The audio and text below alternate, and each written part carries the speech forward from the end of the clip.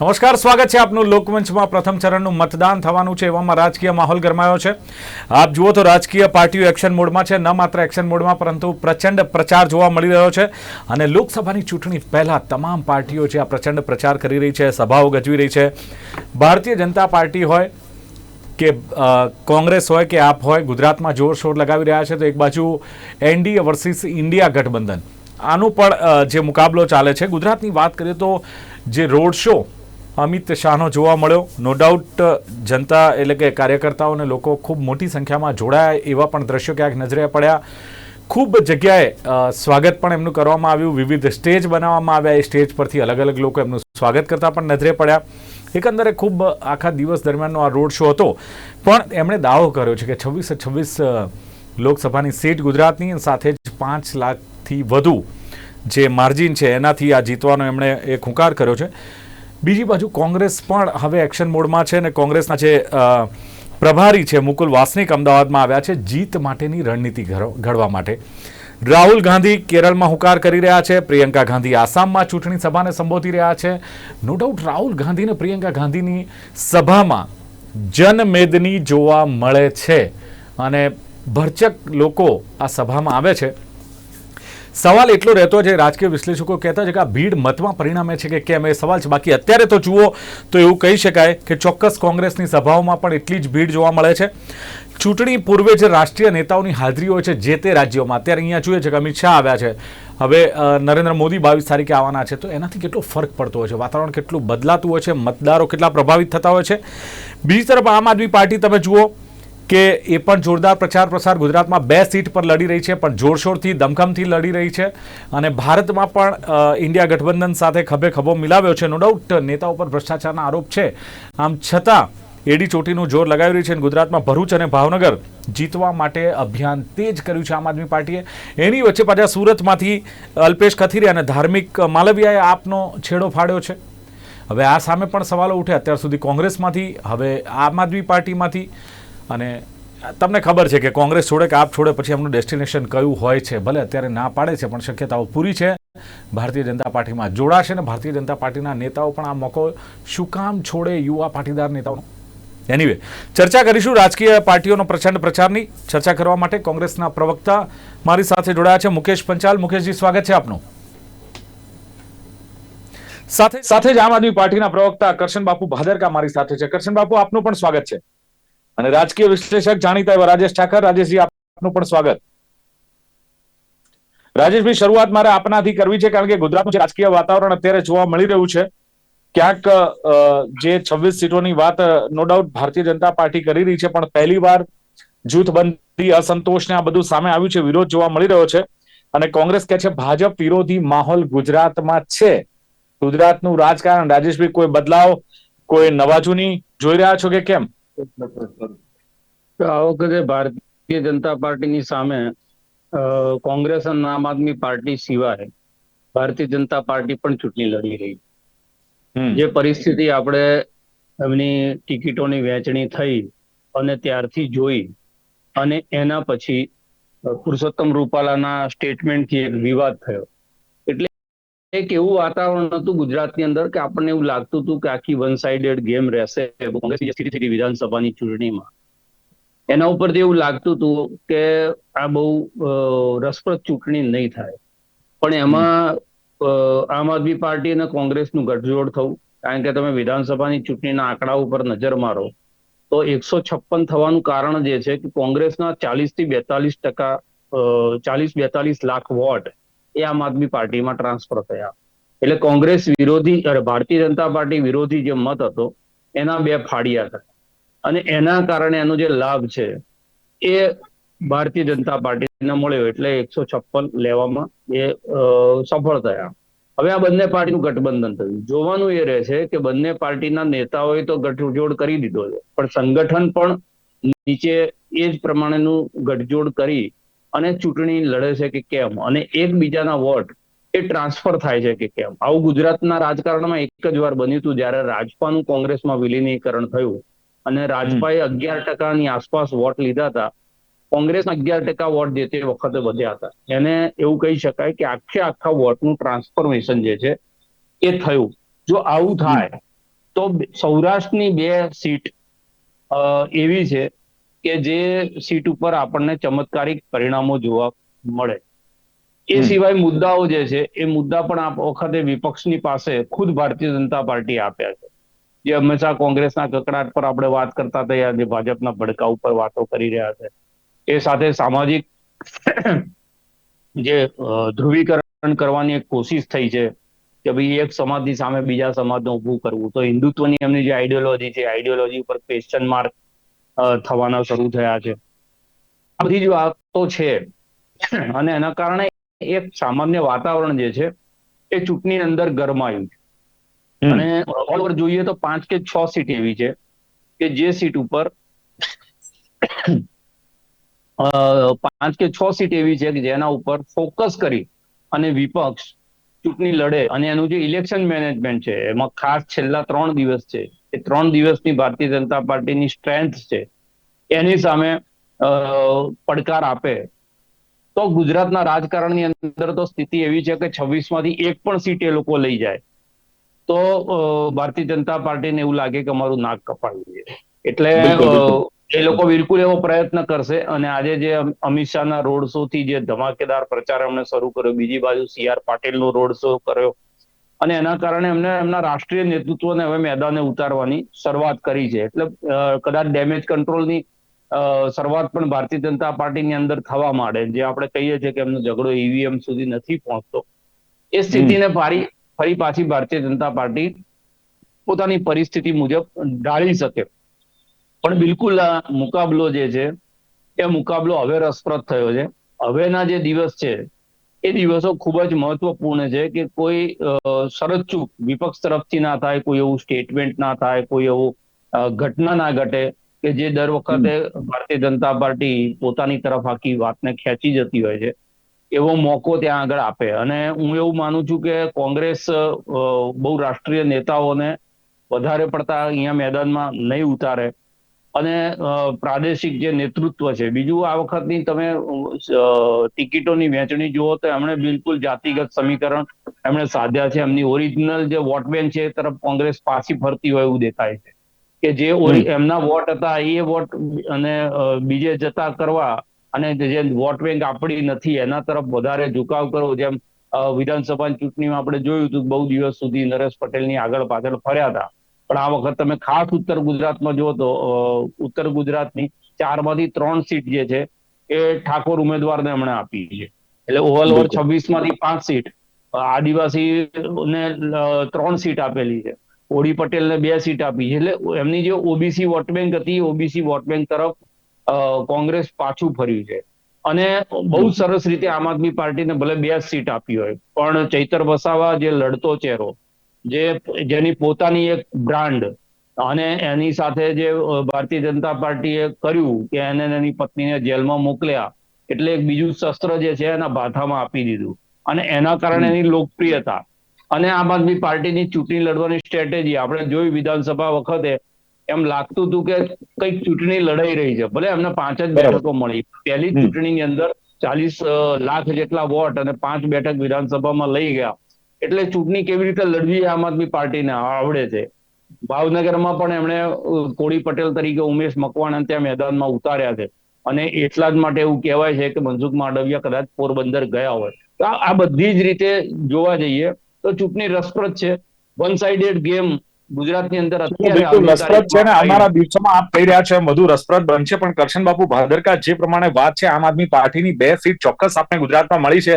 એક સારું ગઠબંધન કર્યું છે, બુદ્ધિનું કામ બંને પાર્ટીનું એટલે થયું છે કે જે ક્રોસ થતા હતા જે મત, એ હવે નહીં થાય. પણ શું લાગે છે કે હવે આ 26 સીટોમાંથી માની લો 2 સીટ તમારી, બાકીની સીટ કોંગ્રેસની, આ ઇન્ડિયા ગઠબંધન જે છે ગુજરાતમાં કેટલું કાઠું કાઢે એવું લાગે છે? કારણ કે હવે તમે જુઓ કે ભારતીય જનતા પાર્ટી જોરશોરથી પ્રચારની જે કમાન છે શરૂ કરી દીધી છે અને એડી ચોટીનું જોર લગાવવાનું શરૂ કરી દીધું. ડેમેજ કંટ્રોલ પણ થઈ જશે ઓટોમેટિક. બાપુ ના, આમાં કશું ઓટોમેટિક ક્યારેય થતું હોય એમાં હું વ્યક્તિગત એગ્રી નથી. કારણ કે લોકો જાણે છે જે ક્ષત્રિય વાળી વાત છે, પાસ્ટમાં જઈએ તો જે દલિત વાળી વાત છે, આદિવાસી સમાજની જે વાત છે, એટલે મોટી મોટી ભૂલો કરવી અને પછી ડેમેજ કંટ્રોલ માટે પ્રયત્ન કરવા. હકીકત એ છે કે જે વાસ્તવિકતા, જે પ્રોડક્ટનું સેલ આઉટ કરવા નીકળો તો એ પ્રોડક્ટની વાસ્તવિકતા જે છે એ લોકો જાણી ગયા છે.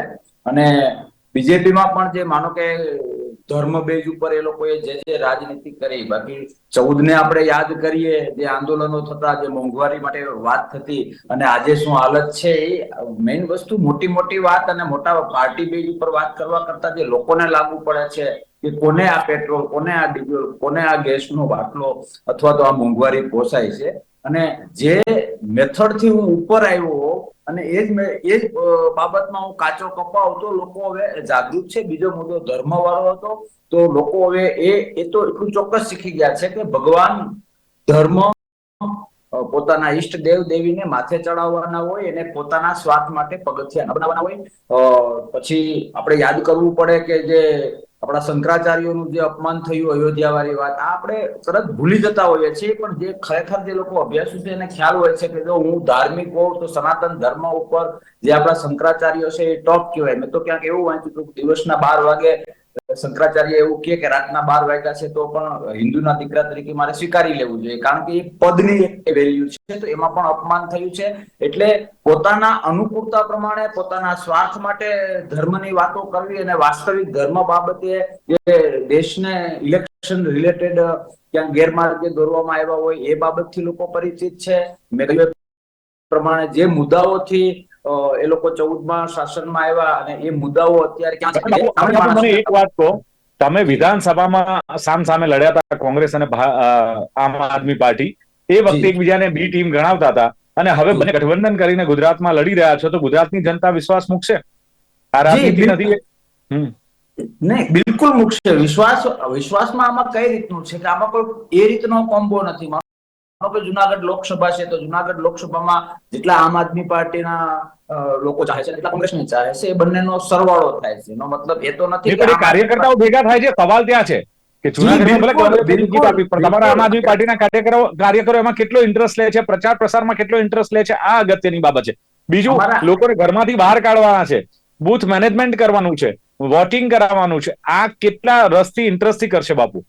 અમારા કરશે નહીં, ઓલરેડી ચાલુ થઈ ગયું છે. હું માનો કે ભરૂચ લોકસભા મેં પોતે ગ્રાઉન્ડ જોયેલું છે, ભાવનગર લોકસભા મેં પોતે ગ્રાઉન્ડ જોયેલું છે. અત્યારે હું જુનાગઢમાંથી ડિબેટ આપી રહ્યો છું. જુનાગઢ લોકસભાનું ગ્રાઉન્ડ મેં પોતે જઈ રહ્યું છે.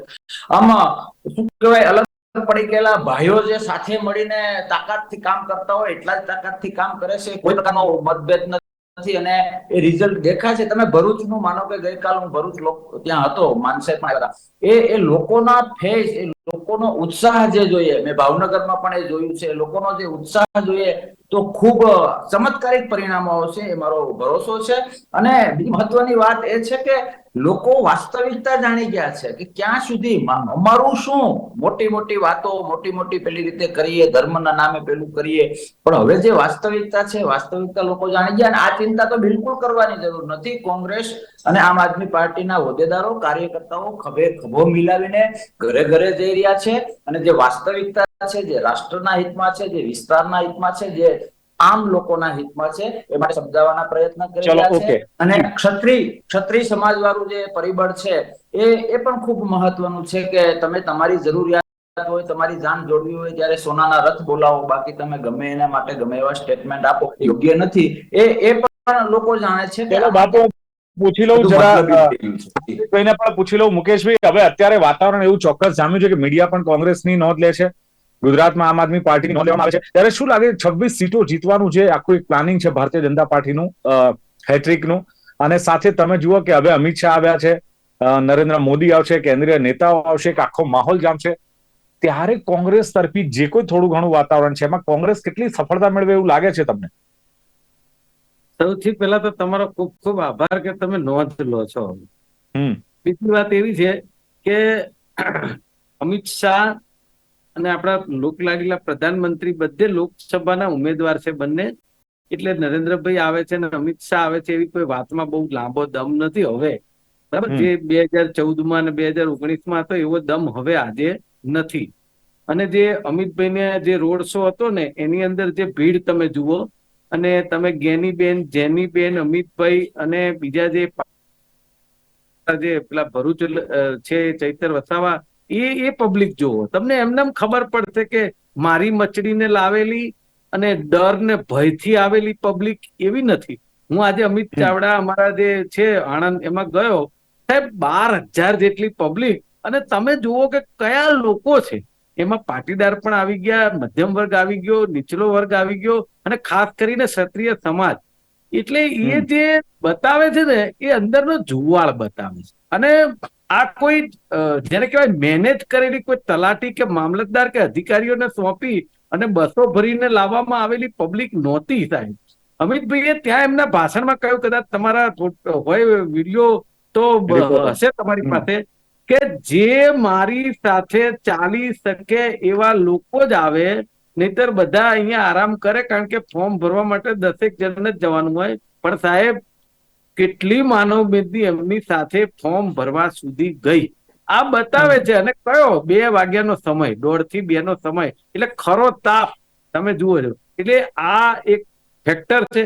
તમે સાહેબ મુકેશભાઈ, મોદીની ગેરંટીને તમારે પહોંચી વળવાનું છે. અમિતભાઈ ચોક્કસ આપ કહી રહ્યા છે એમ બહુ દમખમથી ફોર્મ ભર્યું છે, પણ 5 વર્ષ સુધી હજુ મફત અનાજ આપશે, 75 વર્ષથી વધુના લોકોને પણ જે આરોગ્ય સુવિધાઓ મળશે, 3 કરોડ મકાનો, આવું ઘણી બધી મોદીની ગેરંટી છે. તો લોકો એની પર વિશ્વાસ કરશે. હા, એટલે હું તમને એ વાત કરવા જતો ત્યાં તમે યાદ કરાવી દીધું કે તમે સમજો. મને ખબર હોય ને તમારે શું બોલવાનું છે, બોલો. ના, મોદી સાહેબની ગેરંટી, હું તો મોદી સાહેબ કહું છું, એ લોકો તો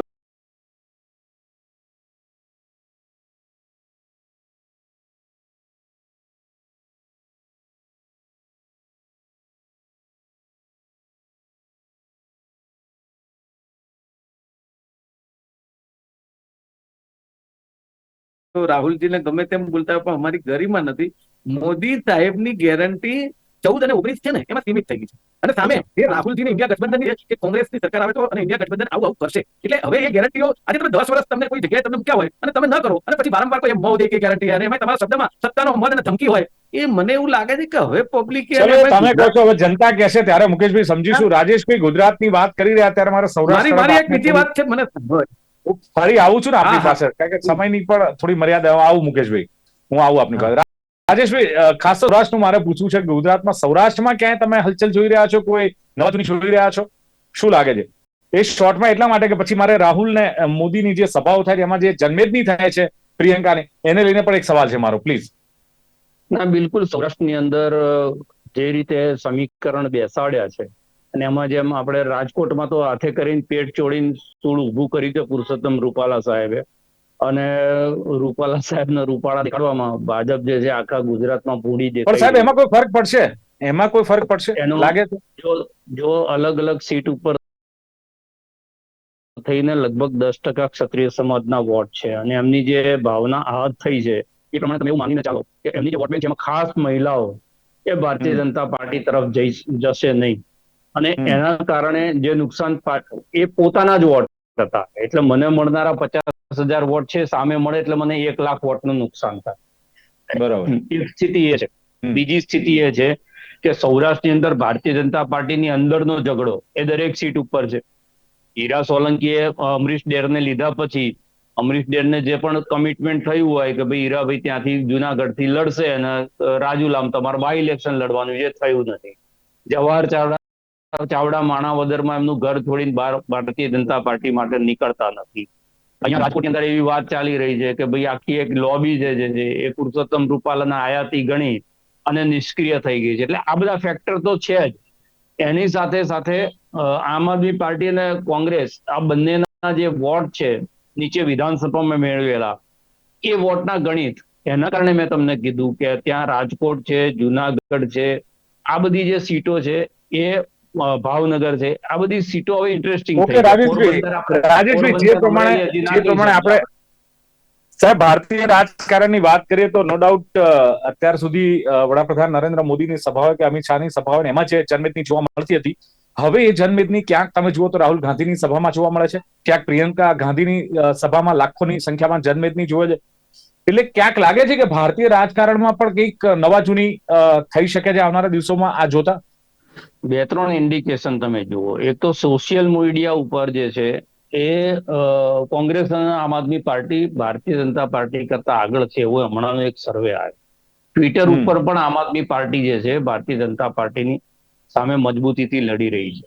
એની સાથે સાથે આજે લોકોનો જોડાઈ રહ્યા છે. આ બધું એવું બતાવે છે કે ક્યાંક ને ક્યાંક, અને એની ભારત જોડો યાત્રા, આપણે ગમે તે લોકો ટીકા કરતા હોય પણ ભારત જોડો યાત્રા અને ભારત ન્યાય યાત્રા, આ બંનેને જે રિસ્પોન્સ મળ્યો, એ રિસ્પોન્સ ખાસ કરીને ભારતીય જનતા પાર્ટી જે સાઉથનો ગેટ ખોલવાની કોશિશ હતી, એ ગેટ ઉપર ક્યાંક ને ક્યાંક તાળું માર્યું છે રાહુલ ગાંધી. અને એટલે આમને સેચ્યુરેશન પોઈન્ટ છે, આપણે જાણીએ છીએ કે જે 12 રાજ્યો છે એની અંદરથી maximum seat Bharatiya Janata party લઈ આવી. ત્યાં વધવાની શક્યતાઓ નથી, ઘટવાની શક્યતા છે. 1 ઘટે, 2 ઘટે કે 5 ઘટે. વધારવાની જ્યાં જગ્યાઓ હતી ત્યાં રાહુલ ગાંધીએ તાળું માર્યું છે. એમાં કર્ણાટક, તેલંગાના અને કેરળ, આ 3 રાજ્યો મહત્વના થાય છે. આંધ્રપ્રદેશની અંદર આ વખત ભારતીય જનતા પાર્ટીએ નાના નાના 9 પક્ષોને લઈ અને ત્યાં લડવાની કોશિશ કરી છે, પણ ત્યાં કેટલી સફળ થાય છે જોવાનું છે. પશ્ચિમ બંગાળમાં ભારતીય જનતા પાર્ટીની ફેવરમાં વાતાવરણ હતું, પણ જે પેલું માછલી વાળું સ્ટેટમેન્ટ થયું તેજસ્વી યાદવને લઈને, અને માછલી જે છે તે પવિત્ર ગણાય છે, અને એટલે માટીના માનુષની જોડે મમતા બેનર્જીએ માછલીને જોડી દીધી. અને એમની જે પવિત્ર માછલી છે કે જે દરેક વખતે લગ્નમાં પણ એકબીજાને અપાતી હોય છે, યજ્ઞમાં પણ અપાતી હોય છે, એની સાથે આખી લોકોની ભાવના જોડી દીધી. એટલે રાજેશભાઈ, આપ કહી રહ્યા છો એમ કે ચોક્કસ થોડુંક ભારતીય જનતા પાર્ટી માટે અઘરું વાતાવરણ પણ બની રહ્યું છે અમુક જગ્યાએ. પણ કરશનબાબુ ભાદરકા, વાત આમ આદમી પાર્ટીની આવે ત્યારે ખાસ તો અલ્પેશ કથિરિયા, ધાર્મિક માલવિયા, યુવા તમારા નેતાઓ હતા, પાર્ટીને છોડી દીધી છે. હવે ભારતીય જનતા પાર્ટીમાં જોડાશે એવી શક્યતાઓ ક્યાંક દેખાઈ રહી છે, અને મીડિયાને પણ લાગી રહ્યું છે કે મે બી જોડાશે. ત્યારે સવાલો નથી ઉઠતા કે યુવાન લોકો નેતૃત્વ છોડી રહ્યા છે, તો આમ આદમી પાર્ટી પર લોકો કેટલો વિશ્વાસ હજુ મૂકે? ભવિષ્યમાં કોઈ ચિંતાનું કારણ નથી. આમ આદમી પાર્ટી માનો કે તો એક અત્યારે સંઘર્ષ માટેની વાત છે. ઈમાનદારી સાથે લોકોના કામ જેટલા થઈ શકે એ રીતે સંઘર્ષ કરવાનો છે.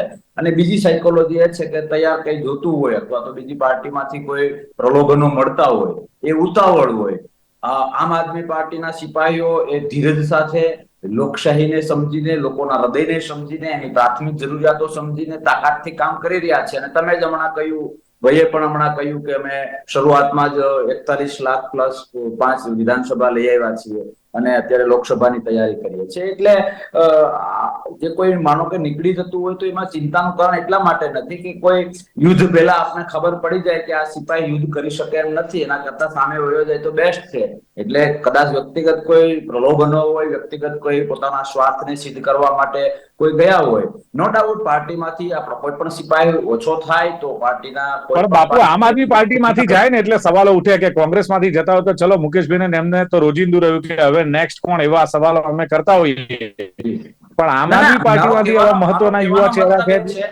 મારો કહેવાનો મતલબ એ છે કે વ્યક્તિગત સ્વાર્થને લીધે કોઈ નિર્ણય લેવાતા હોય તો આપે ને કોઈ સ્ટેટમેન્ટ કે આઈડિયોલોજીમાં ક્યાં કાચું કપાણું, માન સન્માનમાં ક્યાં કાચું કપાણું. ના, નથી કહ્યું એમણે. આમ આદમી પાર્ટીનું ખોટું નથી કહ્યું, એટલે કોઈ નેતાઓ વિશે નથી ચિંતાનું કારણ નથી, કોઈ ચિંતાનું કારણ નથી. વ્યક્તિગત કોઈ કઈ નિર્ણય લેવા હોય તો એ એમને મુબારક, અને પછી આગળના કોઈ જે પાર્ટીમાં જવાના સ્ટેપ લેવા હોય એને મુબારક. પાર્ટી તાકાતથી સંઘર્ષ કરતી આવે છે, મહેનત કરતી આવે છે, લોકોની ચિંતા કરતી આવે છે, રાષ્ટ્ર અને રાજ્યની ચિંતા કરતી આવે છે, અને ભવિષ્યમાં પણ કરતી રહેશે. અને લોકો ઉપર અમને ભરોસો છે કે લોકો અમને ચોક્કસ તક આપશે. જી મુકેશભાઈ, શોર્ટમાં હવે તમને કેટલો ભરોસો છે? શું લાગે છે? ગુજરાતમાં તો જુઓ, ભારતીય જનતા પાર્ટી માહોલ બનાવવાનું ચાલુ કરી દીધું છે, અને મેં કહ્યું એમ કે સભા સરઘસો શરૂઆત થઈ ગઈ છે એમની. કોંગ્રેસ પાર્ટી હજુ ક્યાંક આમ કહેવાય ને કે કરંટ નથી દેખાતો કોંગ્રેસ પાર્ટી. એટલે અંદર ખાને બધો પ્રચાર પ્રસાર થાય છે, ખાટલા બેઠકો થાય છે. શું છે આમ ખાસ સ્ટ્રેટેજી શું છે?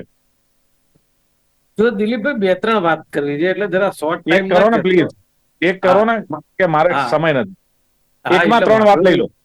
એટલે મારું એવું કેવું છે કે સૌથી પહેલા તો ભારતીય જનતા પાર્ટી હવે એક્શનમાં નથી આવતી. ભારતીય જનતા પાર્ટીએ નાણાં કોથળી છૂટી કરી છે. હવે તમે સમજો, મોટા કરોડો રૂપિયા નાખવાનું ચાલુ કર્યું છે. જે ઇન્ડિયા ગઠબંધન પાસે એવા રૂપિયા નથી, પણ અમારી પાસે માનવ મેદની છે ને, જે 10 વર્ષનો જુવાળ અંદરનો એ જાગ્યો છે, એ અમારી સાથે છે. બીજી વાત એવી તમે કરી જે કહી દઉં કે જે આમ આદમી પાર્ટીની અને અમારી વાત કરીને તો તમને એક દાખલો આપી દઉં એનો કે અમરેલી સીટ, આણંદ સીટ, ગાંધીનગર લોકસભા અને ગેનીબેનનું આ 4 સીટ ઉપર તો મેં મારી નજરે જોયું છે કે આપના મિત્રો જે ઇન્ડિયા ગઠબંધનના ભાગરૂપે એ લોકો પોતાની જાતે સ્વેચ્છાએ આવી કે અમને કામ આપો, અને એ જ રીતે ભરૂચમાં કોંગ્રેસનું અને ભાવનગરમાં. અને તમને બીજી એક વાત કહી દઉં, ગાંધીનગર લોકસભાની અંદર આજે અમે એક નાનકડો રૂટ બનાવવા બેઠા હતા. સાહેબ, એ આપના મિત્રોએ આવીને કહ્યું કે અમે પણ એમાં તમને સલાહ સૂચન કરીએ અને રૂટ એવો બનાવો. પણ મુકેશભાઈ દિલ પર હાથ મૂકો, ગાંધીનગર લોકસભા તો તમે કેવી મુકેશભાઈ તમે દિલ પર હાથ મૂકો, મને એમ કહો ગમે એટલા રોડ મેપ બનાવો પણ એ ગાંધીનગર લોકસભા કેવી રીતે તમે જીતી શકો? જો દિલીપભાઈ એક વાત કહું, દુનિયામાં ઇન્દિરા ગાંધી હોય કે વાજપેયી હોય, ક્યારેય એવું શક્ય ના બને એવું હોતું જ નથી. ઓવર કોન્ફિડન્સમાં જ્યારે મારી વાત સાંભળો, મજબૂત તમારા ઉમેદવાર છે, બતાવો ને તમારા ઉમેદવાર કેટલા મજબૂત છે. અમિત શાહ પણ મને કઈ કહેવા દો તો કહું ને કે કોઈ દિવસ એવું ક્યારેય નહીં સમજવું કે અમિત શાહ મંત્રી છે અને એમની પાસે બહુ કરોડો અબજો રૂપિયા છે, પણ સાથે સાથે આજે સોનલબેન જે ઉમેદવાર છે એ પાટીદારની દીકરી છે. આજે એ શું પ્રચાર કરે છે ખબર છે? અરે પણ જ્ઞાતિવાદ તમે સમજો, ઉભા તમે જ્ઞાતિવાદનો હમણાં દાખલો બીજો સમજાઈ દઉં. પણ આજે સોનલબેન એ વાત કરે છે કે 14 જણા જે પાટીદારને હોમી દીધા એ જ આ મારી સામેના ઉમેદવાર છે, અને કે પાટીદારનો કેટલો અસરકારક રહેશે જોવાનું રહેશે. દિલીપભાઈ જો એક વસ્તુ છે કે જ્યારે કોઈ મહિલા ઉમેદવાર વાત કરે તો અસરકારક લાગે, અને અમિતભાઈ તો જબરજસ્ત પ્રચાર થાય. કેવી વાત? કન્ક્લુઝનનો સમય નથી, પણ મુકેશભાઈ જે પ્રમાણે વાત કરીને, જે બાપુએ પણ વાત કરી, ક્યાંક રાજેશભાઈએ વાત કરી, નો ડાઉટ ચૂંટણીનો હવે માહોલ ચોક્કસ જામ્યો છે. આમ આદમી પાર્ટી અને કોંગ્રેસ જે ગુજરાતમાં જોરશોર બતાવી રહ્યું છે અને થોડી સફળતા એમને દેખાય છે.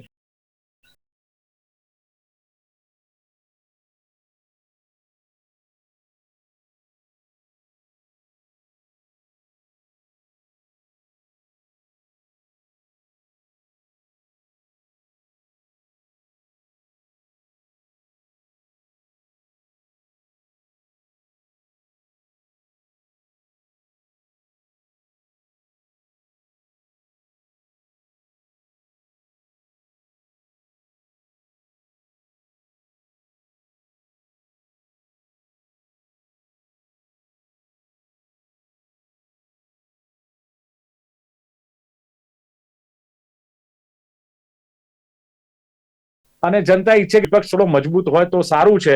ઇવન અહીંયા તો ગુજરાતમાં 26 સીટો ભારતીય જનતા પાર્ટીને મળી વાત ચાલે છે, પણ ક્યાંક વાતાવરણ બદલ્યું છે અને કોંગ્રેસ અને આમ આદમી પાર્ટી 2-5 સીટ પર જો સફળતા મેળવે તો પણ કહેવાય નહીં. રાજકીય પાર્ટીનો પ્રચંડ પ્રચાર ચાલી રહ્યો છે.